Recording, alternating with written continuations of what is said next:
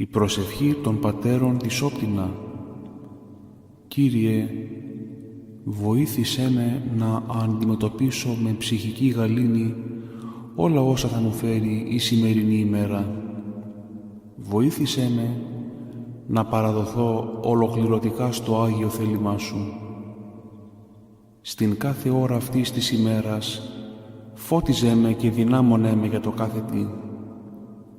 Όποιες ειδήσεις και αν λάβω στο διάστημα της σημερινής ημέρας, δίδαξέ με να τις δεχτώ με ηρεμία και με την πεποίθηση ότι προέρχονται από το Άγιο θέλημά Σου. Καθοδήγησε τις σκέψεις για τα συναισθήματά μου σε όλα τα έργα μου και τα λόγια μου.